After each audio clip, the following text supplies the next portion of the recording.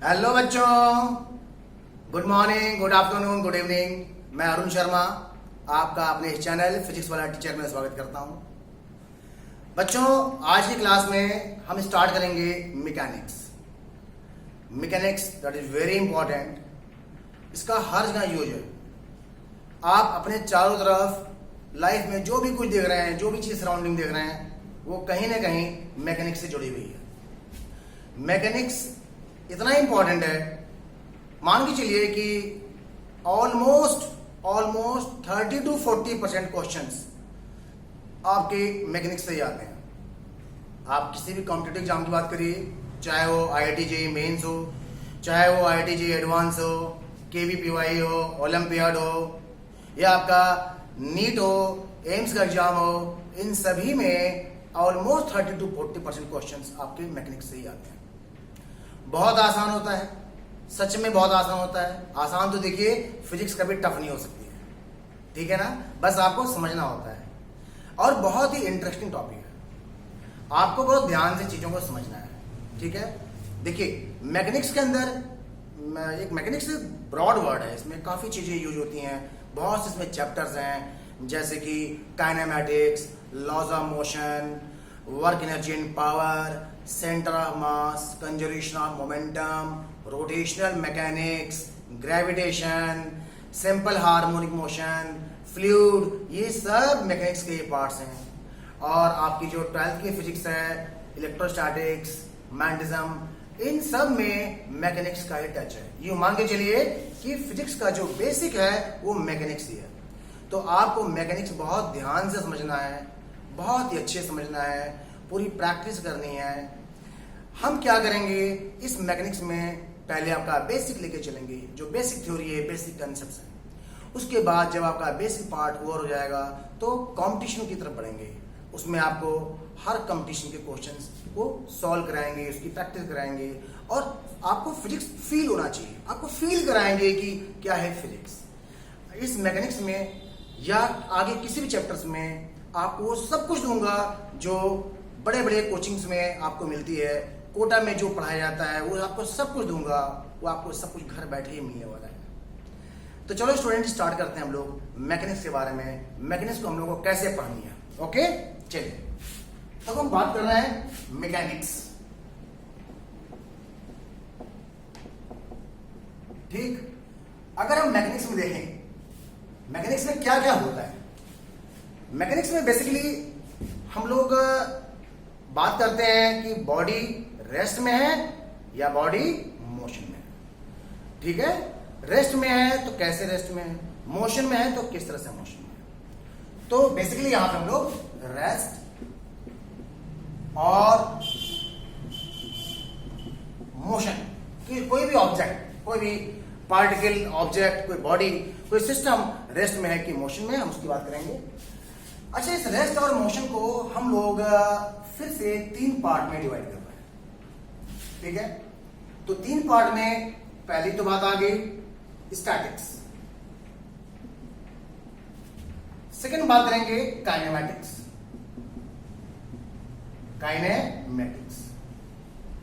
और थर्ड हम बात करेंगे डायनामिक्स। ये 3 बातें हैं हम लोग जो मैकेनिक्स में पढ़ेंगे, और इन्हीं 3 बातों में सारी बातें आ जाएंगी।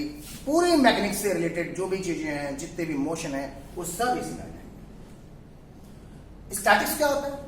स्टैटिक्स मतलब बॉडी स्टेशनरी है, रुकी हुई है। कोई पार्टिकल है, कोई ऑब्जेक्ट है, कोई सिस्टम ऑफ पार्टिकल्स है, कोई भी बॉडी है, वो रेस्ट में है, वो प्रॉपर रुकी हुई है। और तब हम उसको स्टडी कर रहे हैं, उस पर क्या क्या फोर्स लग रहा है, उस पर क्या क्या टॉर्क लग रहा है, या और भी चीजें हैं, वो कैसे रुकी हुई है, किस एंगल पे रुकी हुई है, क्यों रुकी हुई है, ये सारी बातें हम लोग स्टैटिक्स में स्टडी करते हैं।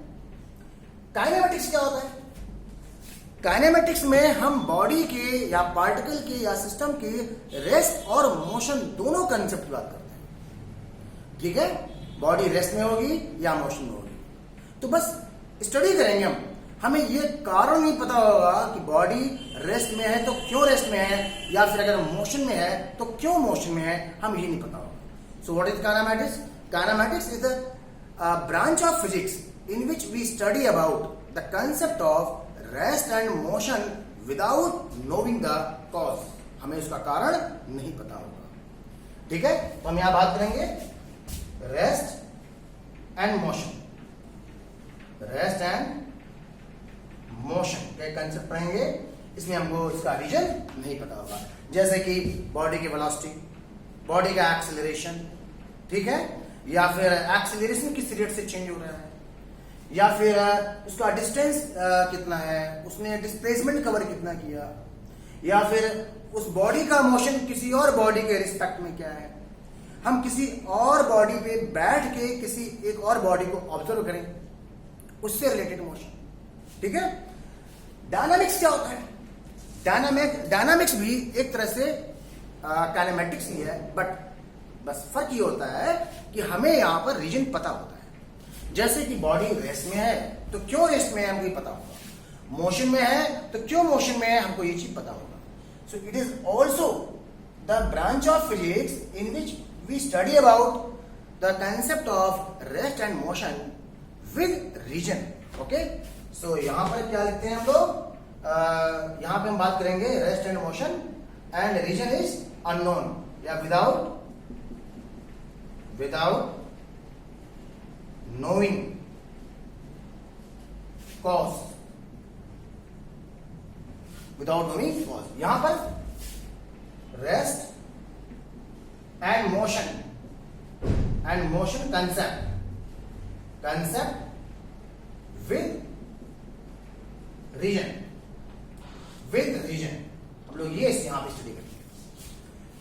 ठीक है, तो अभी हम लोगों को बेसिकली स्टार्ट करना है काइनेमेटिक्स के बारे में। डायनामिक्स में हम लोग फोर्स से रिलेटेड बात करते हैं, तो जब चैप्टर आपका आएगा लॉज ऑफ मोशन, उस केस में हम लोग डायनामिक्स की बात करेंगे। तो पहले हम लोग बात करते हैं काइनेमेटिक्स। ठीक है, आई होप कि आपने इसको नोट कर लिया होगा। ठीक है, तो चलिए बात करते हैं हम लोग काइनेमेटिक्स। What is kinematics?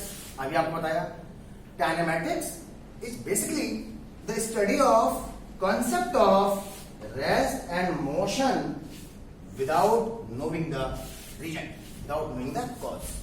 कि बॉडी रेस्ट में है तो क्यों रेस्ट में है, मोशन में है तो क्यों मोशन में है। So kinematics what is this? Study of concepts of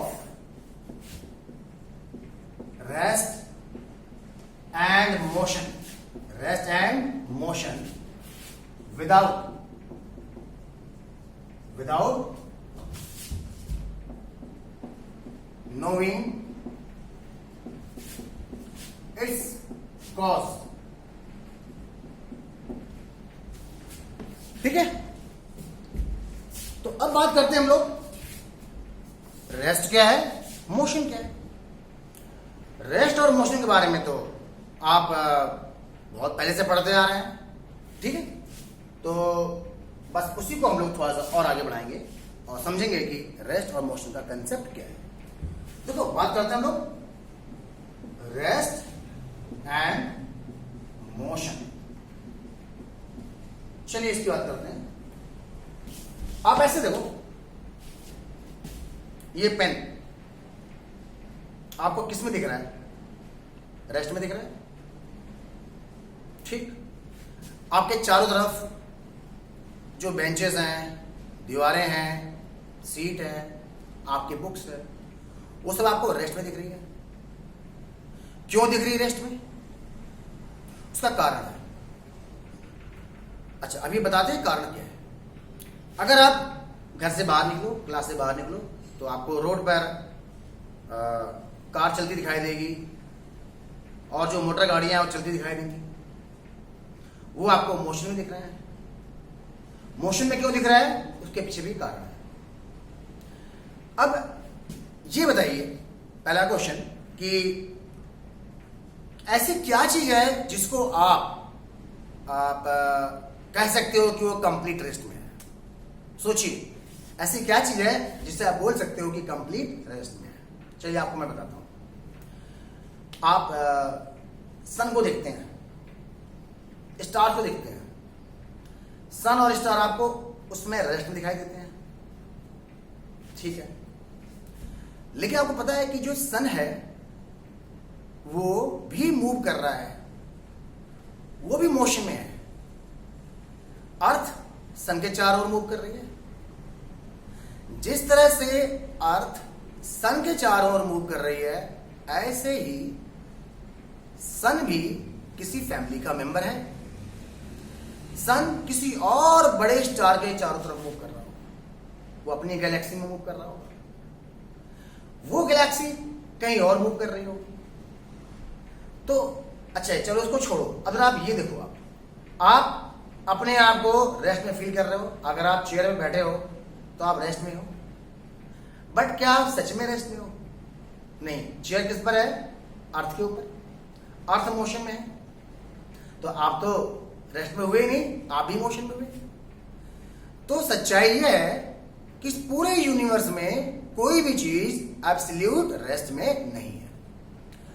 इस यूनिवर्स की हर चीज मूव कर रही है, सब मूव कर रहा है, सब दूर जा रहा है, according to big bang theory. So nothing is in absolutely rest in this universe. इस बात को याद रखिए, सब के सब मोशन में। जिसको आप देख रहे हो, आपको लग रहा है कि वो चीज रेस्ट में है, वो रेस्ट में आपको दिख सकता है, बट एक्चुअली वो मोशन में है, ठीक है। तो अब रेस्ट में क्या है? हम रेस्ट की बात कब करते हैं?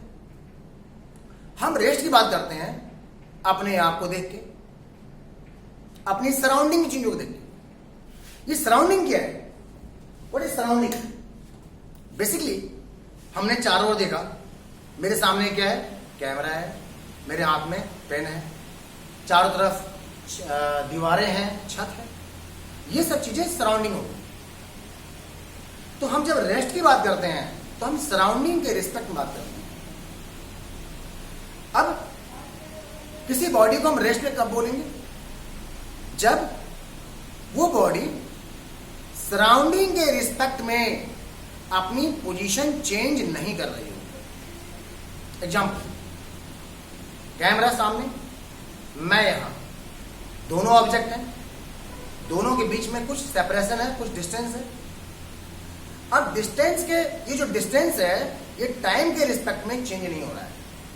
मैं यहीं पे हूं, कैमरा वहीं पे, तो बीच की जो पोजीशन है, जो सेपरेशन है, वो चेंज नहीं हो रहा है। तो हम बोलेंगे कि मैं उस कैमरे के रिस्पेक्ट में रेस्ट में हूं। मेरी बात समझा? या आप कह सकते हैं कि कैमरा मेरे रिस्पेक्ट में रेस्ट में है। तो याद रखिएगा, जब हम किसी बॉडी के रेस्ट की बात करते हैं तो हम उसको सराउंडिंग से देखते हैं, सराउंडिंग के किसी ऑब्जेक्ट से कंपेयर करते हैं। अब रेस्ट की डेफिनेशन क्या हुई, मोशन की डेफिनेशन क्या हुई? तो यूं समझ लीजिए कि हम किसी भी बॉडी को रेस्ट में तभी बोलेंगे जब वो किसी और बॉडी के रिस्पेक्ट में उसकी पोजीशन चेंज नहीं हो। इसलिए रेस्ट को डिफाइन करने के लिए हमें एक पॉइंट बताना पड़ेगा। भाई, इस बॉडी को आप किसके रिस्पेक्ट में देख रहे हो? आप किसी पर्टिकुलर बॉडी को आप कहां से देख रहे हो, ये आपको बताना पड़ेगा, ठीक है। और उसी को हम बोलते हैं फ्रेम ऑफ रेफरेंस। तो फ्रेम ऑफ रेफरेंस क्या है? फ्रेम ऑफ रेफरेंस एक ऐसा पॉइंट है जहां पर ऑब्जर्वर बैठा हुआ है। ऑब्जर्वर कौन है? जो फिजिक्स की इवेंट्स को ऑब्जर्व कर रहा है। ये फिजिक्स की इवेंट्स क्या है? कोई भी इवेंट, किसी बॉडी का मूव करना, कोई बॉडी स्टेशनरी है, कोई बॉडी वहां पड़ी है, ये सब इवेंट्स हैं। कौन ऑब्जर्व कर रहा है? ऑब्जर्वर। ऑब्जर्वर जहां बैठा है, जिस पॉइंट पे बैठा है, उसको हम बोलते हैं frame of reference.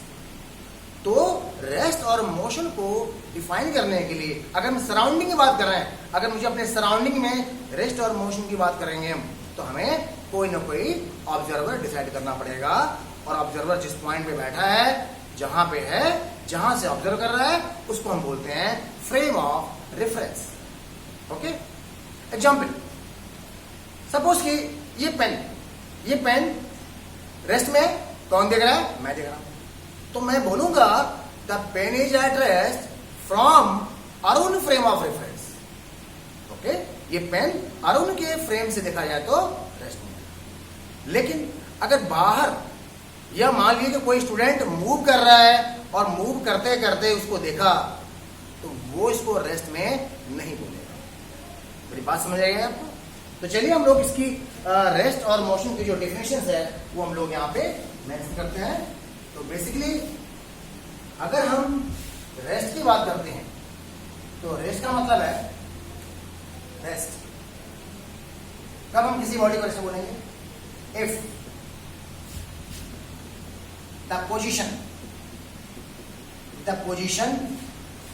of a particle or an object is constant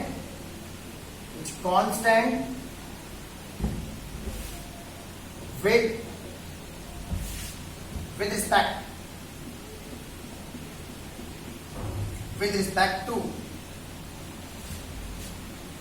a point, then the particle or the object is said to be at rest with respect to that point with respect to that point। तो students ये हो गई rest की definition. अगर कोई भी body किसी point के रिस्पेक्ट में मूव नहीं कर रही है, या बोल दीजिए कि अगर किसी भी पार्टिकल या बॉडी का पोजीशन किसी पॉइंट के साथ चेंज नहीं हो रहा है, किसी पॉइंट के रिस्पेक्ट में चेंज नहीं हो रहा है, टाइम के साथ चेंज नहीं हो रहा है, तो बॉडी रेस्ट में। ठीक है ना? और अगर वो चेंज हो रहा है तो हम बोलेंगे वो बॉडी किसमें है? मोशन। ठीक है? फॉर एग्जाम्पल ये देखिए, ये एक पॉइंट है P और यहां पर एक कोई मैन खड़ा है। ठीक है? सपोज कि ये डिस्टेंस 10 मीटर है। तो जब मैं घड़ी देखा, मान लिया हमने t=0 पे स्टॉप वॉच में ध्यान किया, t=0 पे देखा, ये 10 मीटर पे था। 2 सेकंड बीत गया, अभी भी 10 मीटर पे है। 4 सेकंड बीत गया, टाइम बीतता जा रहा है, वो 10 मीटर पे ही है। तो इसकी पोजीशन इस पार्टिकल के रिस्पेक्ट में चेंज नहीं हो रही है। तो बच्चों अगर चेंज नहीं हो रही है तो हम क्या बोलेंगे? The position of the particle is constant with respect two point P। It means ये जो इंसान है ये इस पॉइंट P के रिस्पेक्ट में रेस्ट में। लेकिन अगर ये अब इधर चलना चालू करता है, 10 मीटर से 11 मीटर पे आ गया, फिर ये 12 मीटर पे आ गया, ऐसे चलता जा रहा है, टाइम बढ़ता जा रहा है और ये P से दूर होता जा रहा है, तो क्या इसकी पोजीशन कांस्टेंट है? नहीं है। तब हम बोलेंगे the man is in motion with respect to the particle P। Okay? तो याद रखिएगा, रेस्ट और मोशन एब्सोल्यूट नहीं होते हैं, ये हमेशा किसी न किसी पॉइंट के रिस्पेक्ट में डिफाइन किए जाते हैं। These are relative. So concept of rest and motions are relative, not absolute. ठीक है? आई होप को आपको ये बात समझ में आ गई। ठीक है?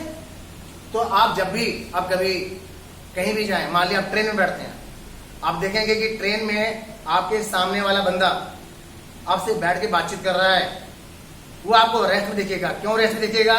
क्योंकि दोनों सीट के बीच की जो डिस्टेंस है वो तो कांस्टेंट है। लेकिन अगर आप ट्रेन के बाहर झांकेंगे तो जो पेड़ होते हैं, खंबे होते हैं, मकान होते हैं, ऐसा लगता है तेजी से निकल गए। ठीक है? तो उनकी पोजीशन आपके साथ चेंज होती जा रही है। तो इसका मतलब वो आपके लिए रेस्ट में नहीं है, वो आपके लिए मोशन में है। इस बात को आप याद रखिएगा। ठीक है। अब इसके बाद हम बात करते हैं कि जैसे मान लीजिए कि ट्रेन के अंदर आप बैठे हैं, सामने से कोई चाय वाला आया, चाय चाय बोलता हुआ आया। अब देखो वो आ रहा है, आपके सामने आ रहा है, तो उसकी पोजीशन आपसे कम होती जा रही है, तो वो क्या हो गया, वो मोशन में हो गया, वो वेलोसिटी है, उसके अंदर वेलोसिटी है। ठीक है ना। चलो बच्चों, अब हम लोग इसके बाद बात करते हैं कि मोशन कितने टाइप होते हैं, द टाइप्स ऑफ मोशन। हम लोग जो भी पढ़ेंगे, आपको पता है कि मैकेनिक्स में हम लोग रेस्ट और मोशन के बारे में बात करेंगे। तो मोशन कितने प्रकार के होते हैं, देखिए, types of motion, types of motion. इसको ना समझिएगा, एकदम बेसिक क्लास है। आपको मैकेनिक्स अच्छे से समझने के लिए एक एक बेसिक कंसेप्ट आपको क्लियर होना चाहिए। ठीक है। तो टाइप्स ऑफ मोशन में आप पहले सोचिए कि आपने अभी तक किसी बॉडी को कैसे मूव करते देखा है। आपने देखा होगा एक रोड पे कार चली जा रही है, स्ट्रेट चली जा रही है। आपने ये भी देखा होगा कभी किसी मेला में गए तो झूले हैं, झूले घूम रहे हैं। आपने ये भी देखा होगा कि पार्क में जो झूले लगे होते हैं वो स्विंग कर रहे होते हैं, पंखा घूम रहा होता है। ठीक है। तो बहुत तरह के मोशन है। आपने ये भी देखा होगा कि घड़ी का जो पेंडुलम है वो टू एंड फ्रो मोशन कर रहा है।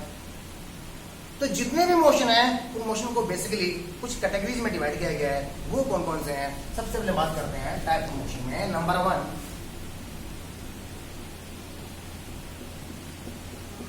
Rectilinear motion. Rectilinear motion, what is a rectilinear motion? Rectilinear motion is a straight line motion. एक पार्टिकल स्ट्रेट लाइन में सीधे सीधे सीधे चला जा रहा है,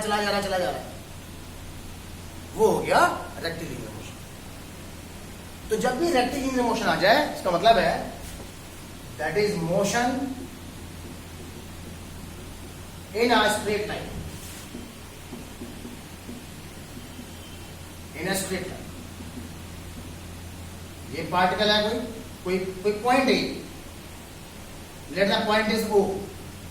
अब पार्टिकल यहां से आ रहा है, ऐसे सीधे चला जा रहा है,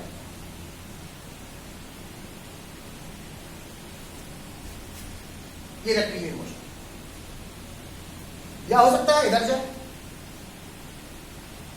किसी भी डायरेक्शन में जाए, बट स्ट्रेट लाइन पे जाए, that is rectilinear motion.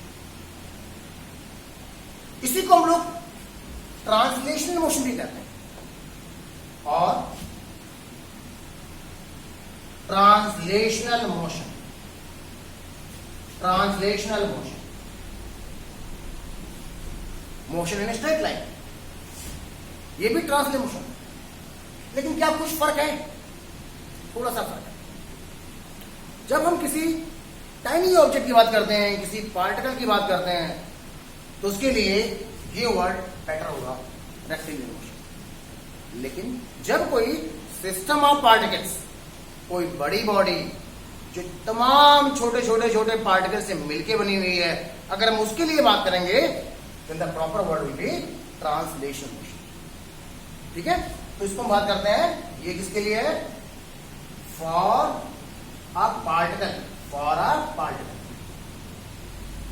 A tiny object, tiny object. ये किसके लिए?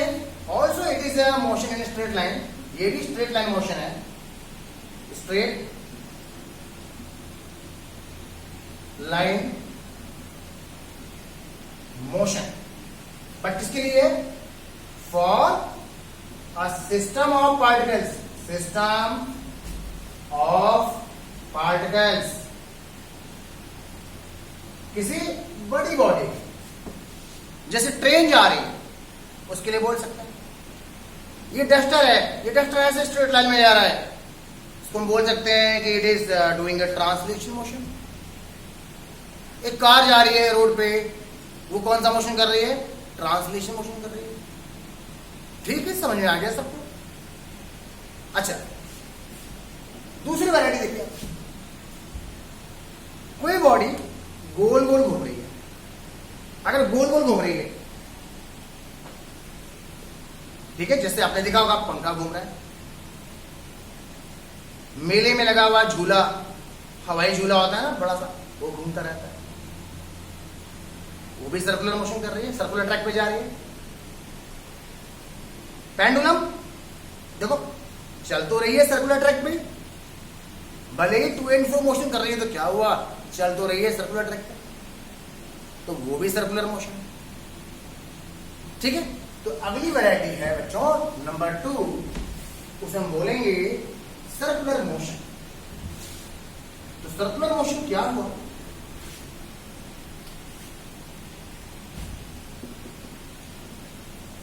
सर्कुलर मोशन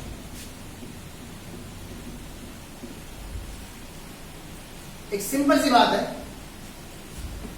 अगर कोई पार्टिकल किसी सर्कुलर ट्रैक पे मूव करे, अगर कोई पार्टिकल किसी सर्कुलर ट्रैक पे मूव करे, तो भाई बात खत्म, the motion is circular motion. ठीक है ना? अब जैसे आपको मैं बताता हूं, ये है सर्कुलर ट्रैक, इसका सेंटर फिक्स है। अब पार्टिकल यहां पर था, फिर वो यहां से यहां आ गया, चलते चलते चलते ये यहां आया, ये कैसा मोशन हो रहा है?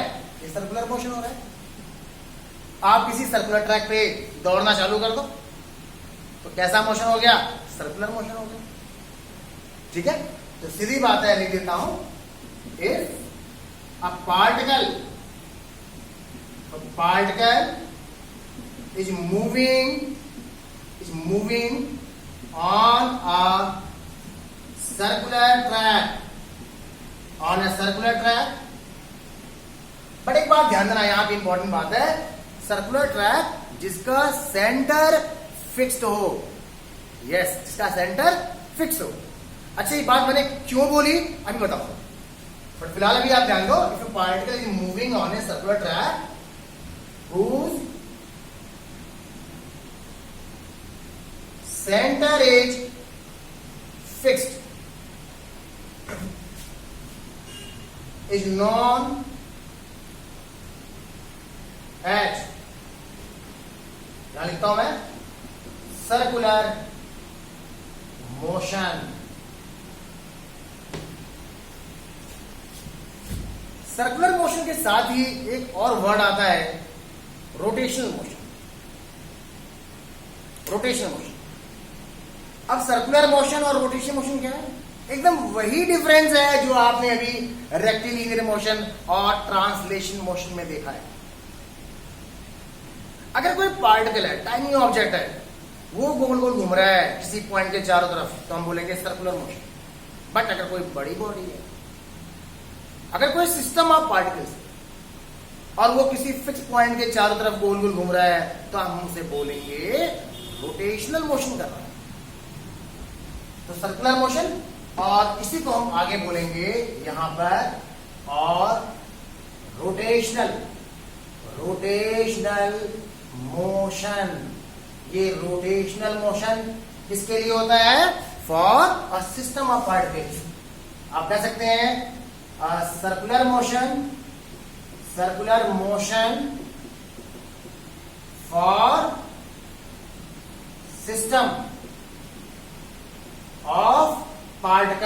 फॉर सिस्टम ऑफ पार्टिकल्स, तो याद रखिएगा, बड़ी बॉडी सर्कुलर ट्रैक में घूम रही है, दैट इज रोटेशनल मोशन। छोटी body point object circular track पे घूम रहा है, तो हम बोलेंगे सर्कुलर मोशन। जैसे आपने अगर एक पत्थर को धागे से बांधा, ऐसे गोल गोल घुमाया, तो हम क्या कहते हैं? हम कहते हैं पत्थर सर्कुलर मोशन कर रहा है। वो जो छोटा सा कंकड़ है, जो ऑब्जेक्ट है, बच्चों को क्या कर रहा है? वो सर्कुलर मोशन कर रहा है। हम उसको यूं नहीं बोलते हैं कि वो रोटेशन मोशन कर रहा है या रोटेट कर रहा है, ठीक? लेकिन जब अर्थ घूमती है, अर्थ अपने एक्सिस पे घूम रही है, तो हम बोलते हैं earth is rotating, earth rotate कर रही है।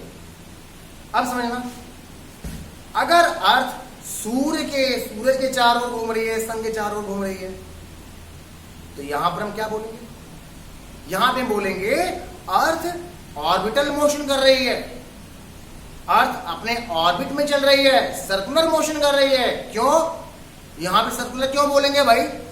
अर्थ तो बहुत छोटी चीज नहीं है, लेकिन बच्चों अगर हम सन से अर्थ की डिस्टेंस को अर्थ के डायमीटर से कंपेयर करें तो ये डिस्टेंस बहुत ज्यादा है, इतना ज्यादा है कि हम सन के चारों तरफ, सन के रिस्पेक्ट में अर्थ को हम एक स्मॉल ऑब्जेक्ट बोल सकते हैं।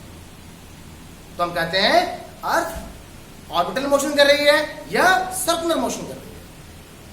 ठीक है, तो याद रखिएगा, सर्कुलर मोशन तब हम बोलेंगे जब वो स्मॉल पार्टिकल हो, पॉइंट ऑब्जेक्ट हो, टाइनी ऑब्जेक्ट हो। अगर वो बड़ी बॉडी है तो उसको हम बोलेंगे रोटेशन मोशन। जैसे कि फैन क्या करता है? फैन रोटेट करता है। जो पंखे होते हैं ना, अपनी शाफ्ट के अबाउट रोटेट करते हैं, तो अंदर रोटेशन मोशन होता है। ठीक, अर्थ अपनी एक्सिस के अबाउट रोटेट कर रही है। ठीक है, जो कार का व्हील है, कार का व्हील अपनी एक्सिस के अबाउट रोटेट कर रहा है। बात समझ आ गई सबको? तो ये होता है डिफरेंट टाइप्स ऑफ मोशन। अब इसी के बाद अभी हमने आपको एक चीज बताना था इस डेफिनेशन में। If a particle is moving on a circular track whose center is fixed is known as circular motion. मैंने आपको यहां कहा था कि मैंने ये वाली लाइन क्यों लिखी, whose center is fixed। अभी आपको बताता हूं मैंने ये लाइन क्यों लिखी। इसके बाद हम लोग चलेंगे थर्ड कैटेगरी। ठीक है, आज की क्लास में मैं आपको बस बेसिक बता रहा हूं, इंट्रोडक्शन दे रहा हूं कि what is mechanics, what is kinematics, what are the types of motions. ठीक है, तो चलिए हम लोग बात करते हैं कि अगर सेंटर फिक्स नहीं हुआ तो क्या होगा, तो क्या तब भी इसको हम सर्कुलर मोशन बोलेंगे? चलिए समझिएगा बहुत ध्यान से। ओके बच्चों, मान लो एक सर्कल ये बना हुआ है, समझिएगा। मैं अभी सर्कल को डॉटेड बना रहा हूं। एक सर्कल ये बना हुआ है, दीज आर डिफरेंट सर्कल्स। एक सर्कल बच्चों ये बना हुआ है, एक सर्कल हमने यहां बना दिया,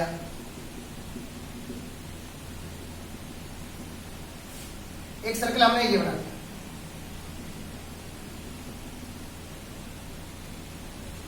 बहुत ध्यान समझना, अभी आपको बहुत हल्का दिख रहा होगा, बट इतना तो समझ में आ गया होगा कि अरुण सर ने कुछ डॉटेड सर्कल बनाए हैं। अब मान लीजिए कि आप यहां से चलना चालू करते हो, चलते गए। देखो इस सर्कल का सेंटर कहां है? यहां पे। चलते गए, चलते जैसे आप यहां पे हैं, अब आपने अपना ट्रैक चेंज कर दिया, आप इस सर्कल पे आ गए और आप यहां से यहां आ गए। देखो इसका सेंटर यहां था C1, इसका सेंटर यहां था C2। फिर आप चलते यहां से अपना ट्रैक चेंज कर दिया, अब आप इस सर्कल पे आ गए। इसका सेंटर कहां था? C3। अब आप यहां से चलते आ रहे यहां पे आए, यहां से आपने अब फिर से ट्रैक चेंज कर दिया। अब आपने ट्रैक चेंज कर दिया, कैसे? अब आप इधर आ गए। देखो ये ऐसे था ना, इसका सेंटर कहां था? C4। अब आप यहां से फिर से आपने ट्रैक चेंज कर दिया, इसका सेंटर C5। अब आप यहां पे आ गए। अब जरा आप अपने मोशन को ध्यान से देखो, यहां से चले, यहां आए, फिर आप यहां आए, फिर आप यहां आए, फिर आप यहां आए, फिर आप यहां आए। दोस्तों गौर से देखो, जरा गौर से इस पूरे बोल्ड लाइन को देखो और बताओ, इस बोल्ड लाइन को देखने से ऐसा लग रहा है, क्या ऐसी फीलिंग आ रही है कि ये कोई सर्कुलर मोशन है? नहीं ना। आप यही बोलोगे ना, यार ये तो किसी टेढ़े मेढ़े रास्ते पे चल रहा है। लेकिन इस मोशन का हर पार्ट किसी न किसी सर्कुलर ट्रैक पे हुआ है। जैसे कि इस मोशन की बात करता हूं मैं, अगर मैं ए से बी की बात करता हूं तो इस मोशन का जो सेंटर है वो C1 है। ये भी सर्कुलर मोशन है, BC भी सर्कुलर मोशन है, बट इस सर्कल का सेंटर C2 है। CD यहां तक भी सर्कुलर मोशन है, बट का सेंटर C3 है। DE भी सर्कुलर मोशन है, बट का सेंटर C4 है। EF भी सर्कुलर मोशन है, बट का सेंटर C5 है। तो आप देखो यहां पे पार्टिकल तो सर्कुलर मोशन कर रहा है, बट क्या सेंटर फिक्स्ड है?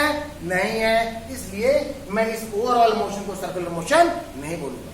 लेकिन अगर इसका सेंटर फिक्स होता तो हम जरूर बोलते, अगर सेंटर फिक्स होता तो एक ही ट्रैक पे चलता, तब उसे हम बोलते हैं हाँ यार सर्कुलर मोशन। मुझे उम्मीद है कि आपको ये बात समझ में आ गई होगी, है ना? ठीक है बच्चों, आपको अगर नोट करना होगा वीडियो पॉज करिएगा और नोट करिएगा, कॉपी कर लीजिएगा, ठीक है? अब मैं चलता हूं कि थर्ड वैरायटी, मैंने आपको पहले क्या बताया, मोशन इन स्ट्रेट लाइन और ट्रांसलेशन मोशन। फिर मैंने आपको क्या बताया, सर्कुलर मोशन और रोटेशनल मोशन। अब मैं बात करता हूं ऑसिलेटरी मोशन। ये समझिएगा क्या है।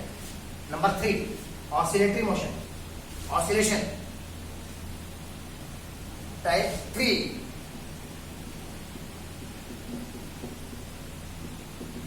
ऑसिलेशन, ठीक है?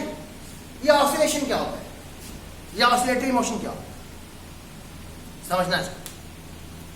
अगर कोई पार्टिकल इस तरह से मूव करे, किस तरह से, अगर कोई पार्टिकल इस तरह से मूव करे कि किसी फिक्स पॉइंट के दोनों तरफ, किसी फिक्स पॉइंट के दोनों तरफ वो टू एंड फ्रो मोशन कर रहा हो या बैक एंड फोर्थ मोशन कर रहा हो, तो उसको हम बोलते हैं ऑसिलेशन और ऑसिलेटरी मोशन, राइट? मैं लिख देता हूं उसको। If a particle or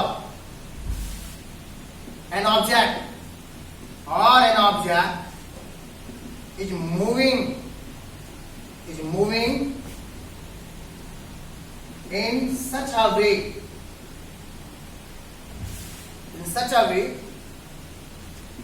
that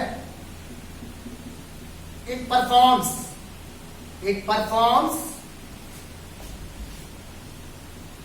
to and fro, मतलब इधर उधर, to and fro motion, to and fro motion about a fixed point, about a fixed point, then it is said to be an oscillatory motion। और उस fix point को क्या बोलते हैं? उस फिक्स पॉइंट को बोलते हैं सेंटर ऑफ ऑसिलेशन। ये आपको मैं डिटेल पढ़ाऊंगा जब सिंपल हार्मोनिक मोशन चैप्टर आएगा। जब एसएचएम में आपको मैं कंप्लीट नॉलेज दूंगा, पूरा फील कराऊंगा आपको कि एसएचएम क्या होता है, ऑसिलेटरी मोशन क्या होता है, इसके टाइप्स क्या होते हैं, इसके क्वेश्चन कैसे सॉल्व करते हैं, एवरीथिंग। तब तक के लिए धीरज बनाए रखिए, ओके? एंड फिक्स पॉइंट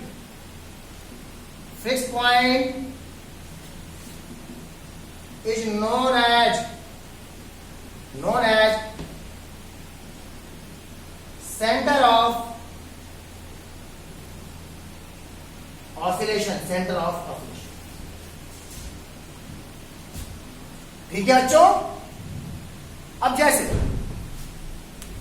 झूला, आपने पार्क में गए, किसी पेड़ पे झूला डाल दिया, सावन के महीने में या किसी भी महीने में बैठ गए, पीछे आपका दोस्त आपको पुश कर रहा है, ऐसे ऐसे आराम से झूला झूले जा रहा है, स्विंग कर रहा है। ये क्या है? Oscillatory motion.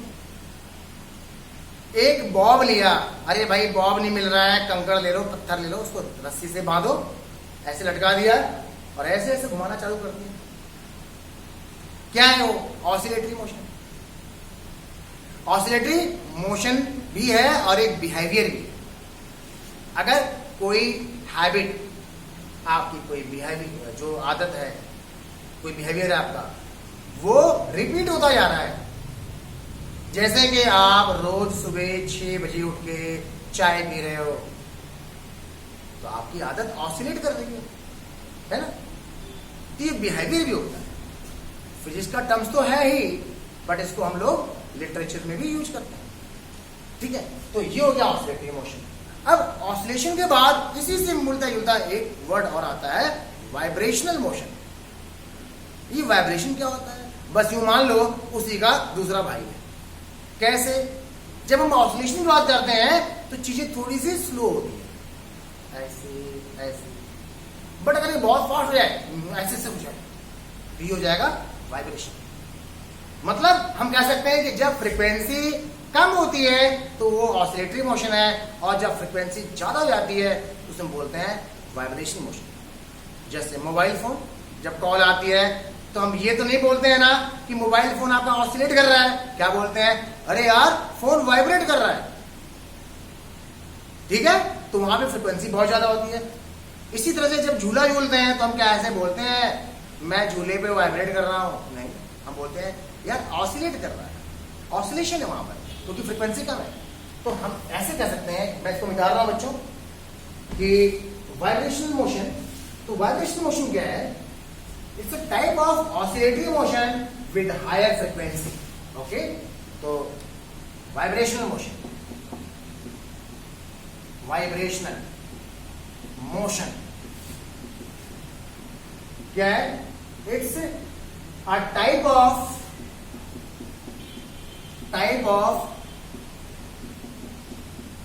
oscillatory motion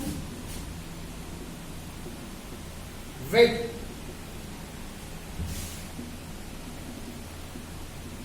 higher frequency. Higher frequency. Vibration of phone, vibration of a particle. तो ये थे आपके straight line motion, rotational motion and oscillatory motion. कुछ ऐसे मोशन हैं जो कंबाइंड होते हैं। बॉडी स्ट्रेट लाइन में भी जा रही है और सर्कुलर मोशन भी कर रही है, किसी कर्व ट्रैक पे भी जा रही है, उसे हम बोलते हैं कर्विलिनियर मोशन। नेक्स्ट देखिएगा, हम बात करते हैं कर्विलिनियर। कर्व भी है, लीनियर भी है। कर्विलिनियर मोशन, यार ये क्या होता है? कर्व भी है, लीनियर भी है। अब particle is moving in curvilinear system, curvilinear style. आपने पार्टिकल लिया, इसको ऐसा फेंक दिया, तो एक ट्रैक पे चल रही है बट कर्व बना रही है ना? तो वो हो गया कर्विलिनियर मोशन। आप कह सकते हो इट्स अ कॉम्बिनेशन। ठीक है, जैसे ये मोशन, ये पार्टिकल ऐसे चल रहा है, ऐसे लाइक अ प्रोजेक्टाइल मोशन।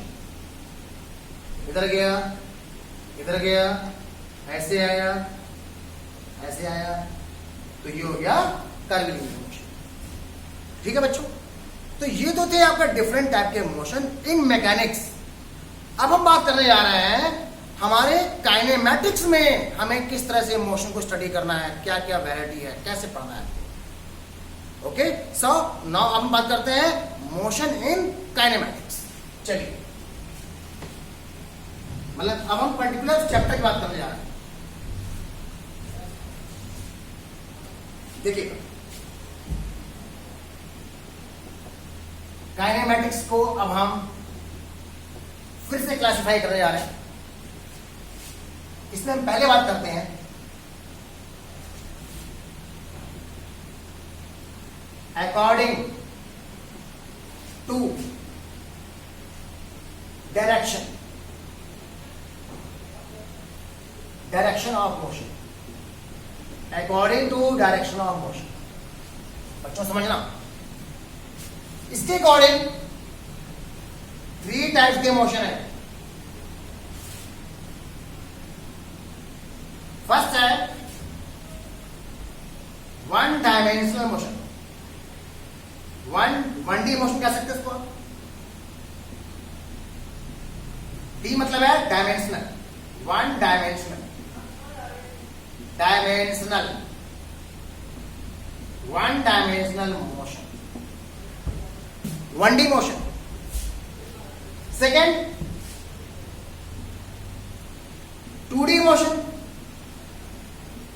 जिसको आप 2 डायमेंशनल मोशन कहते हैं। और थर्ड है 3D मोशन, 3 डायमेंशनल मोशन। अब बच्चों जरा इसके बारे में ध्यान से एक चीज समझना। 1D मोशन, 1 डायमेंशनल मोशन क्या है? डायमेंशन, डायरेक्शन, पार्टिकल एक डायरेक्शन में चली जा रही है, स्ट्रेट, सीधे सीधे सीधे सीधे सीधे चली जा रही है। भैया चाहे जिधर जा रही हो, बट जाना चाहिए इसको सीधे स्ट्रेट लाइन में चलना चाहिए।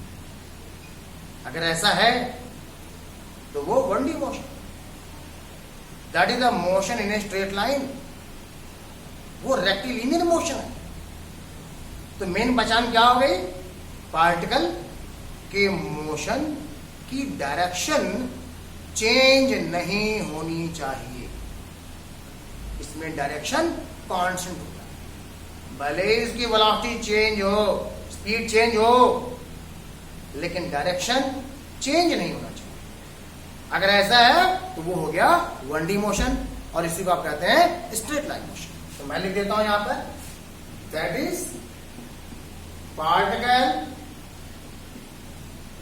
और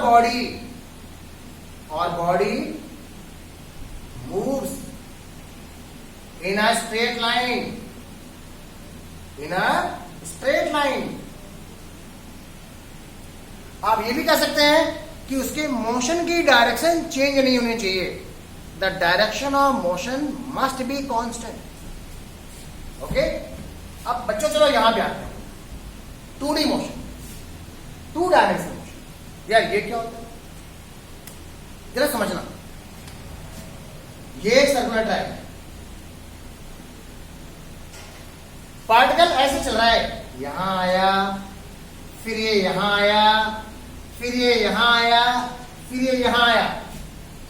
बच्चों आप बताओ, क्या इसके मोशन की डायरेक्शन चेंज हो रही है? हाँ, बिल्कुल चेंज हो रही है। जब वो पार्टिकल यहां पर था, उसके मूव करने की जो टेंडेंसी वो इधर थी। इसका मतलब इसके वेलोसिटी की डायरेक्शन इधर थी। जब वो पार्टिकल यहां आया तो उसकी मोशन की टेंडेंसी इधर की ओर हो गई, डायरेक्शन चेंज हो गया। यहां पे आया तो डायरेक्शन फिर चेंज हो गया, अब वो इधर मूव करना चाहता है। जब वो यहां पे आया तो इधर चेंज हो गया, अब वो इधर मूव करना चाहता है। तो आपने देखा, पार्टिकल तो एक प्लेन में चल रहा है। प्लेन मतलब जैसे ये व्हाइट बोर्ड या ग्राउंड, कोई भी प्लेन हो, प्लेन आपको चाहे जैसा दिखे। देखो, मान लिया मैं इसकी बात करता हूं, ये भी प्लेन है, ऐसे चल रहा है, या अगर इसको थोड़ा इंक्लाइन कर दो तब भी प्लेन है। तो मोशन एक प्लेन में होना चाहिए, ठीक, और उसके जो डायरेक्शन है वो चेंज होनी चाहिए। तो हम बात करते हैं, इसको बोलते हैं मोशन इन अ प्लेन।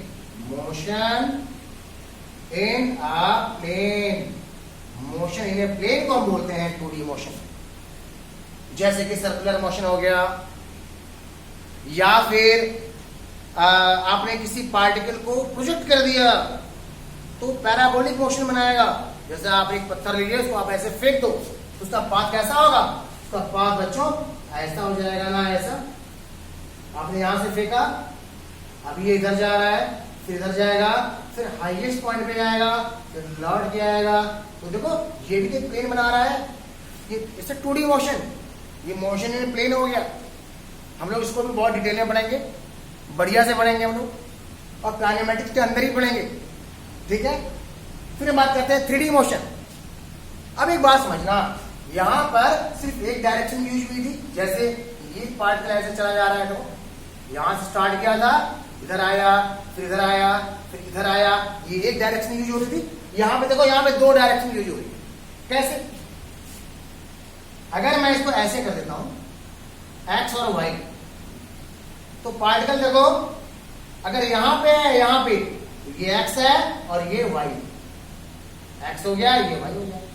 जब पार्टिकल यहां पे आया यहां पे, तो देखो ध्यान से, ये वाला काम तो एक्स का है और ये वाला काम वाई का है। यहां पे एक्स और वाई दोनों यूज हो रहे है ना, दो डायरेक्शन है उसमें, थोड़ा इधर चल रहा है थोड़ा उधर चल रहा है।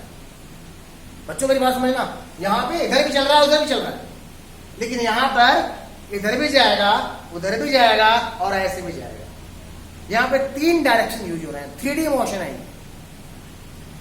जैसे कि अगर मैं एरोप्लेन की बात करता हूं, एरोप्लेन पहले रनवे पे ऐसे जाएगा, स्ट्रेट लाइन ऐसे जाएगा, स्ट्रेट रनिंग करेगा, फिर वो क्या करता है, फिर वो ऐसे उड़ जाएगा। देखो जब तक वो स्ट्रेट लाइन जा रहा था 1D मोशन है, जैसे ऐसे उड़ गया ये 2D मोशन हो गया।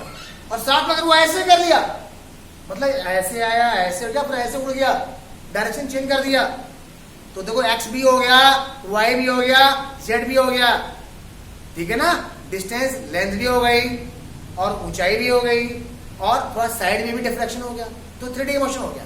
यहां पे क्या होगा, यहां पर मोशन इन स्पेस बोलते हैं, इसे बोलते थे मोशन इन ए प्लेन, यहां बोलते हैं मोशन इन ए स्पेस। तो उसका मतलब है दैट इज पार्टिकल और body is moving in a space, मतलब 3 डायरेक्शन यूज हो रहे हैं। तो बच्चों ये तो था classification of kinematics according to type of direction, या मोशन की जो डायरेक्शन है उसके अकॉर्डिंग आपका ये क्लासिफिकेशन था। अब हम बात करने जा रहे हैं काइनेमैटिक्स का classification according to type of motion. ये क्या था, according to direction of motion. अब मैं बोलने जा रहा हूं अकॉर्डिंग टू मोशन। जरा वो देखिएगा, मोशन मतलब वो स्लो चल रही है, फास्ट चल रही है, उसकी स्पीड चेंज हो रही है, नहीं हो रही है, कई बार, ठीक है। तो चलो मैं इसको मिटा देता हूं, आप वीडियो को पॉज करके ये कॉपी कर लीजिएगा, ठीक है ना।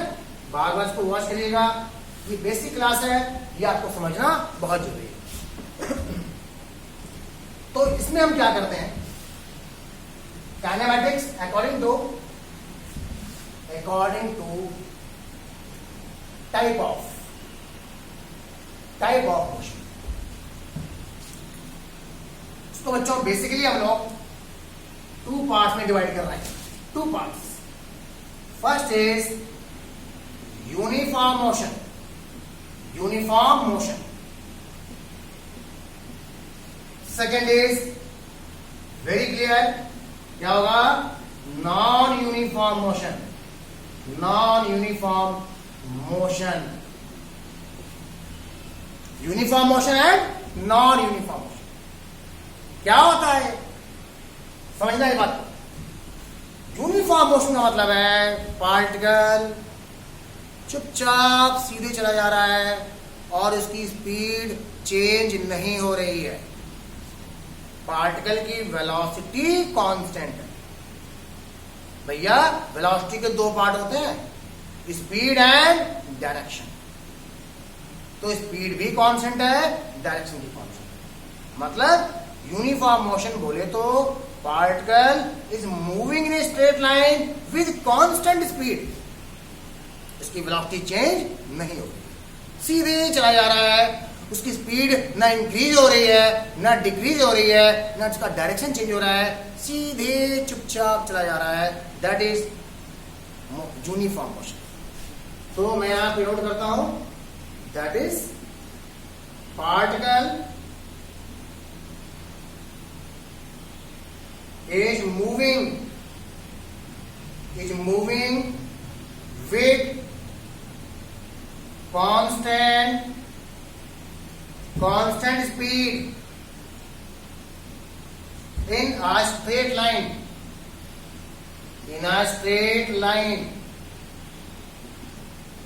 इसी को बोलते हैं वेलोसिटी कांस्टेंट है, that is velocity is constant, velocity is constant ये होता है बच्चों यूनिफॉर्म मोशन। बात समझ आ गई आपको? तो जब कभी हम यूनिफॉर्म मोशन बोलेंगे तो पार्टिकल की वेलोसिटी चेंज नहीं होगी, ध्यान दीजिएगा। अब बात करते हैं नॉन यूनिफॉर्म मोशन। एकदम इसके नाम पे जाओ, नॉन यूनिफॉर्म मोशन मतलब क्या? अरे भाई अब इसकी वेलोसिटी चेंज हो रही है, that is velocity of particle change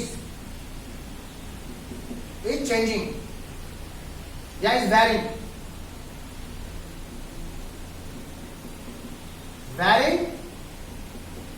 with respect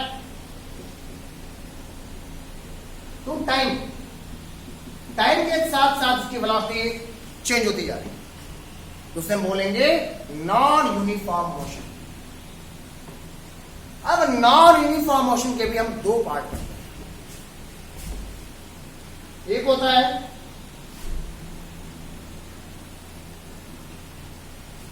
accelerated motion, means इतना समझ लो कि अगर पार्टिकल की वेलोसिटी चेंज हो रही है तो एक्सीलरेशन तो जरूर है, होना ही होना है। भैया एक्सीलरेशन आ गया, एक्सीलरेशन है, इसका मतलब वेलोसिटी चेंज हो रही है।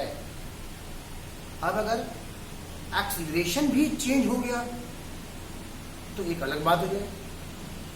एक्सीलरेशन है तो वेलोसिटी तो चेंज होनी ही होनी है, ठीक है। अब दो बात हो सकती है कि क्या उसका एक्सीलरेशन कांस्टेंट है या उसका एक्सीलरेशन भी बदल रहा है। तो यहां पे फिर दो बातें आती हैं। एक होता है uniform accelerated motion, uniform accelerated motion. Second होता है नॉन यूनिफॉर्म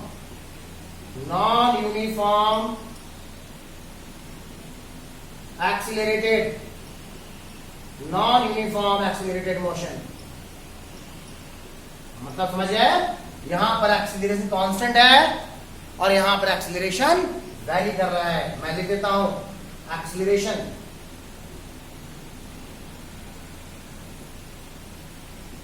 इज वैरिंग, कहां पे? यहां पे। इस टाइप के मोशन में एक्सीलरेशन वैरी करता है और यहां पर क्या होता है? कांस्टेंट होता है, that is acceleration. Vector a constant है, ठीक है। यहां पर acceleration constant, vector a constant. अगर हम एक्सीलरेशन को वेक्टर ए से शो करें तो वो कांस्टेंट हो जाएगा। अब आपको याद होगा, आपने बचपन में पढ़ा होगा तीन equation, v equal to u plus a t, s equal to u t plus half a t square, v square equal to u square plus 2as। याद रखना ये तीनों इक्वेशन तभी वैलिड होते हैं जब एक्सीलरेशन कांस्टेंट होता है, जब वो यूनिफॉर्म एक्सीलरेटेड मोशन होगा। इसका मतलब ये जो वैरायटी है यूनिफॉर्म एक्सीलरेटेड मोशन, इसी में हम लोग इन तीनों इक्वेशन को यूज करेंगे, ठीक है। तो मैं इसको यहां पे लिख देता हूं, ठीक है। v equal to u plus a t, right. फिर है s equal to u t plus half a t square. Then है v square equal to u square plus 2as। इन सारे इक्वेशन को हम डिटेल में पढ़ेंगे, बट अभी बस आपको ये बता रहा हूं कि तीन इक्वेशन हमारे यूनिफॉर्म एक्सीलरेटेड मोशन में ही यूज होते हैं। तो बच्चों ये तो था क्लासिफिकेशन ऑफ काइनेमेटिक्स। इसके बाद अब हम जितने भी बेसिक टर्म्स हैं उनको यूज करेंगे, जैसे कि डिस्टेंस क्या है, डिस्प्लेसमेंट क्या है, एवरेज स्पीड क्या है, एवरेज वेलोसिटी क्या है, इन सारे टर्म को हम लोग यूज करेंगे। बट उस सबसे पहले इसको पढ़ना बहुत ज्यादा जरूरी है, बेसिक, कि हम जो पढ़ने जा रहे हैं उसके बारे में क्या है ये, ठीक है। तो इसको आप लोग रिवाइज कर लीजिएगा, अच्छे से देख लीजिएगा। ये काइनेमेटिक्स का इंट्रोडक्टरी वीडियो है, बेसिक इंफॉर्मेशन, यहां से आपकी मैकेनिक्स शुरू हो रही है, ठीक है बच्चों। अच्छे से रिवाइज करिएगा। बार बार देखिएगा। और जो बच्चे इस वीडियो को पहली बार देख रहे हैं वो प्लीज इस चैनल को सब्सक्राइब करना नहीं भूलिएगा। आपको हर वीडियो की इंफॉर्मेशन मिलती जाएगी। आपको कोई डाउट है आप कमेंट बॉक्स में डाल के पूछ सकते हैं। ओके, बाय बच्चों, take care, God bless you all.